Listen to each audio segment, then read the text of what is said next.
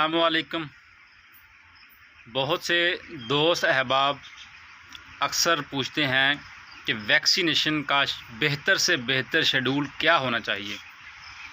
तो आज इस वीडियो में मैं आपको सादा और आसान अल्फाज में समझाऊंगा कि कौन सी वैक्सीन कब करनी चाहिए और जो वैक्सीन होती है वो मुर्गियों में क्यों ज़रूरी है।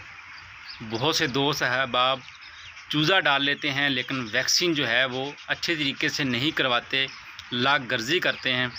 वैक्सीन लाजम पिलाएं, चाहे वो इंजेक्शन की सूरत में हो, चाहे वो आप लाइव पानी में पिलाएं, लेकिन जो वैक्सीन है वो आप लाजम पिलाएं, क्योंकि वैक्सीन चूज़े को तहफ़्फ़ुज़ मुहैया करती है। अगर बीमारी आ भी जाती है तो आपने अगर वैक्सीन अच्छे तरीके से पिलाई या लगाई होगी तो इंशाल्लाह बीमारी कम हमला आवर होगी, क्योंकि जो तहफ़्फ़ुज़ मुहैया देना है वैक्सीन ने वो इसके साथ जरासीमों के साथ वायरस के साथ लड़ेगी, तो आपके पास मसले मसाइल कम बनेंगे। अब बात करते हैं कि जो वैक्सीन का बेहतर से बेहतर शेड्यूल क्या होना चाहिए।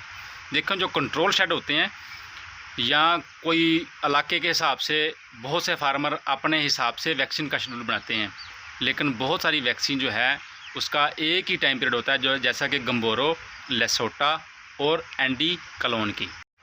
तो जो थोड़े पैमाने पर काम कर रहे हैं उनको मेरा मशवरा यही है कि आप आते चूज़े को अगर आईबी की ऊपर स्प्रे करवा सकते हैं आसानी से करवाएं, अदरवाइज़ आप 4 दिन पर एंडी आईबी की जो मुतअद्दी खांसी की वैक्सीन होती है आप लाइव वो पिलाएं, और 9 दिन पर आपने उसको गम्बोरो बरसा प्लस की जो है वैक्सीन लाइव पिला देनी है पानी में, और 15 दिन पर आप उनको एंडी लसोटा की वैक्सीन पिलाएं, और जब आपका चूज़ा 24 से 25 दिन का हो तो एंडी कलोन की वैक्सीन आप लाइव पानी में पिलाएं।